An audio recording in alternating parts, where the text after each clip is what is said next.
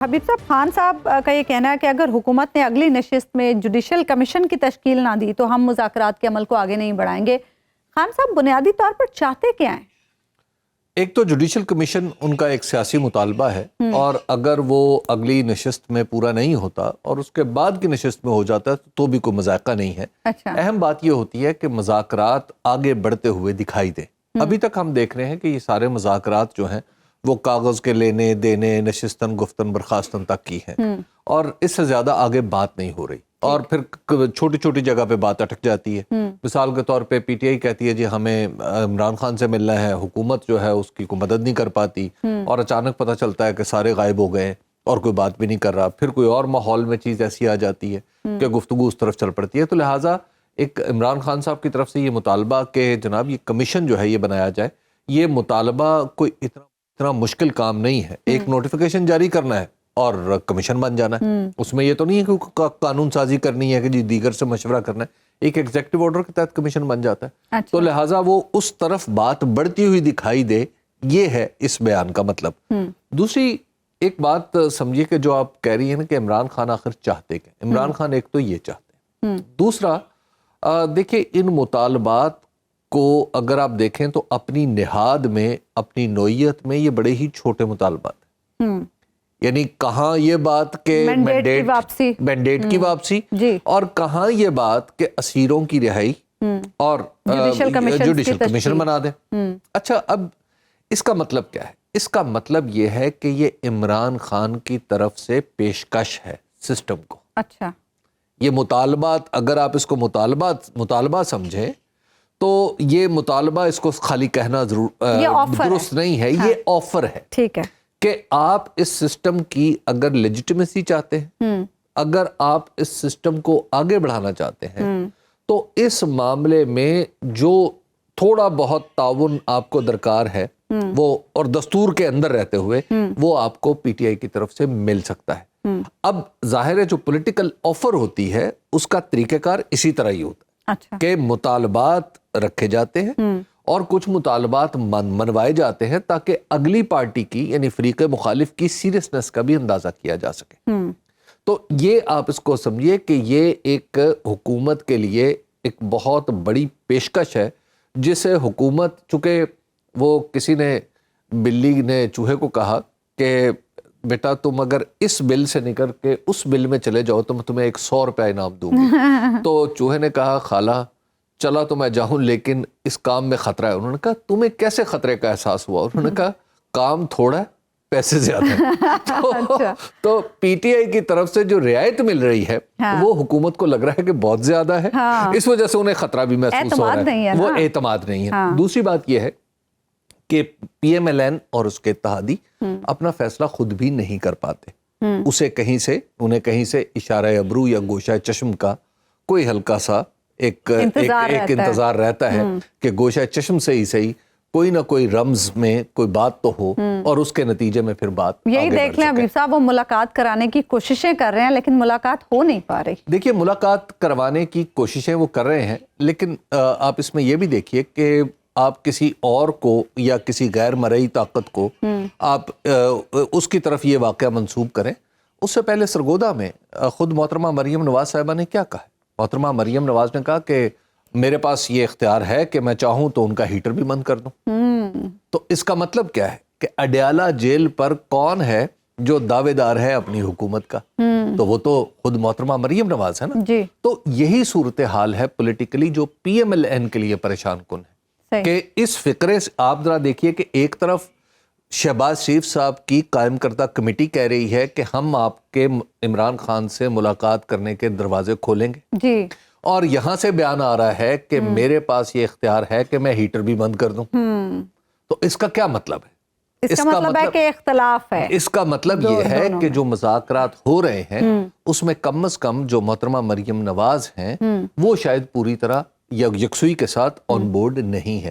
اور اگر محترمہ مریم نواز کو ہم یہ سمجھیں کہ محترمہ اپنے والد ماجد محترم نواز شریف صاحب کی کی بات کرتی ہیں باہر آ کے تو پھر ہمیں یہ بھی سمجھنا چاہیے کہ میاں کہ صاحب شاید بھی میاں صاحب بھی آن بورڈ نہیں ہے. اور پھر آپ دیکھیے کہ جو یہ کھنڈت پڑ رہی ہے مذاکرات میں وہ اس دن کے بعد سے پڑ رہی ہے جب سے عرفان صدیقی صاحب نے باقاعدہ طور پر میاں صاحب کو آ کر ایک بریفنگ دی تھی مذاکرات کے حوالے سے, اور اس کے بعد سے آپ دیکھ رہے ہیں کہ مذاکرات جو ہیں وہ کچھ تعطل کا شکار ہیں, یا کم از کم یہ تاثر ایسا ہے.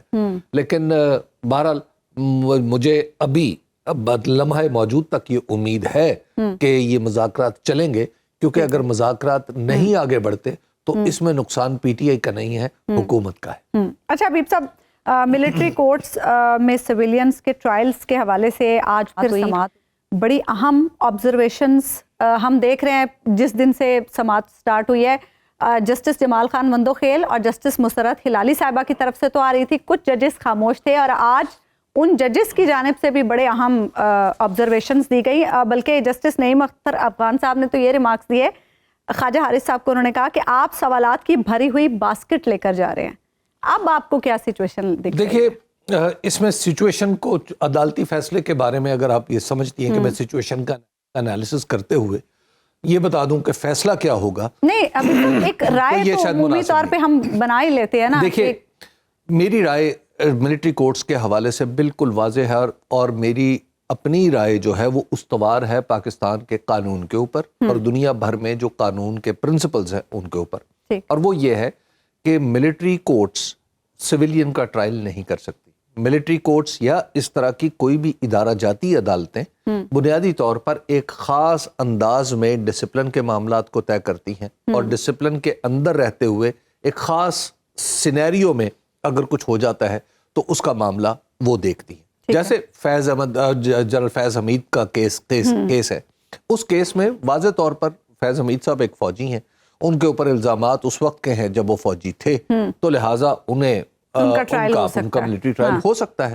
لیکن ایک ایسا شخص جس کا فوج سے کوئی تعلق نہیں ہے اور وہ براہ راست کسی اس طرح کی چیز کا مرتکب بھی نہیں ہوا کہ جس کو آپ ایکٹ آف وار کہہ سکیں, تو اس کے بارے میں یہ کہنا کہ اس کا معاملہ ملٹری کورٹ میں جائے گا, یہ ایک موقف تو ہو سکتا ہے, لیکن اس کے قانونی دلائل فراہم کرنا بہت ہی دشوار ہے. اور یہی وجہ ہے کہ پاکستان کے کانسٹیٹیوشن میں کئی شقیں, کئی آرٹیکلز ایسے ہیں جو انسانی حقوق کے تحفظ کے لیے دیے گئے ہیں.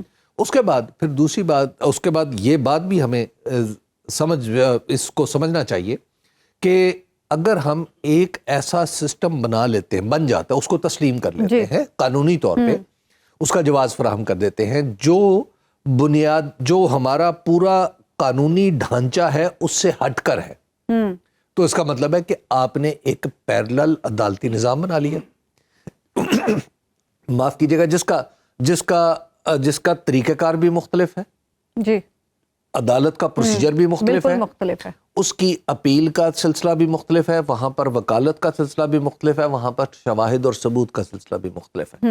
تو ایسی صورت میں اگر آپ یہ مان لیں کہ ملٹری کورٹس عام آدمی کا ٹرائل کر سکتی ہیں, تو پھر یہ ایک قانون کے اندر نئی چیز ہوگی جس کے لیے آپ کو قانون میں نہیں دستور میں بھی ترمیم کرنی پڑے گی. آپ کی باتوں سے میرے ذہن میں ایک سوال آ رہا ہے. عدالت جو سوال اٹھا رہی ہے وہ بنیادی طور پر وہی سوالات ہیں, یعنی مجھے ایسے لگ رہا ہے کہ میرے دل کے سوالات ججوں کی زبان پر. اچھا حبیب صاحب, آپ کی بات سے مجھے ایک سوال میرے ذہن میں یہ آ رہا ہے کہ آپ کہہ رہے ہیں کہ قانون میں تو واضح ہے کہ سویلینز کا ملٹری ٹرائل نہیں ہو سکتا, تو پھر عدالت میں یہ سوال کیوں اٹھایا جا رہا ہے کہ کن حالات میں سویلینز کا ملٹری ٹرائل کیا جا سکتا ہے؟ دیکھیے عدالت میں یہ سوال جو اٹھایا جا رہا ہے بنیادی طور پہ ایک موقف ہے. اچھا, کوئی اس کی بنیاد میں کوئی قانونی شق یا دستوری آرٹیکل موجود نہیں ہے. اور اسی وجہ سے عدالت نے مثالیں مانگی. جس فقرے کی طرف آپ نے اشارہ کیا کہ جسٹس نعیم اختر افغان نے کہا کہ ایک ٹوکرا ہے جو آپ لے کے جا رہے ہیں سوالوں کا, جس میں آپ نے جس کے جواب لے کے آنے ہیں, تو یہ کوئی معمولی سوال نہیں ہے. اور کیونکہ آج عدالت میں یہ بھی پوچھا گیا, یہ بھی مطلب یہ سامنے آیا کہ اچھا یہ بتائیے کہ جب chief of army staff general Pervez Musharraf تھے, ان کا طیارہ ہائی جیک کرنے کی کوشش تو باقاعدہ طور پر ان کے پرسن پر اٹیک تھا نا. اور چیف آف آرمی سٹاف آپ جانتی ہیں کہ پاکستان نہیں دنیا بھر میں جو چیف آف آرمی سٹاف کا عہدہ ہے وہ اس ملک کی شان ہوتا ہے. بالکل. تو جب آپ اس شان پر حملہ کر رہے ہیں جس طیارے میں اس شان کا حامل شخص بیٹھا ہوا ہے تو اس کے نتیجے میں وہ مقدمہ کہاں چلے گا؟ جی. اور پھر صدر جو کسی بھی ملک کا وقار ہوتا ہے وہاں پر حملہ ہو تو جسٹس جمال خان مندوخیل نے سوال اٹھایا ہوا تھا کہ اس کا مقدمہ کہاں چلے گا. تو یہ سوالات جو ہیں ججز کی طرف سے آ رہے وہ سوالات ہیں جو ہر سوچنے سمجھنے والے ذہن میں پیدا ہوتے ہیں. اور اللہ کرے کہ ہماری عدالت انصاف کرے اور انصاف پر مبنی فیصلہ کرے. اگرچہ عدالت کے ساتھ ہماری عدالت سے منسلک ہماری توقعات اور امیدیں کچھ ماند پڑ چکی ہیں.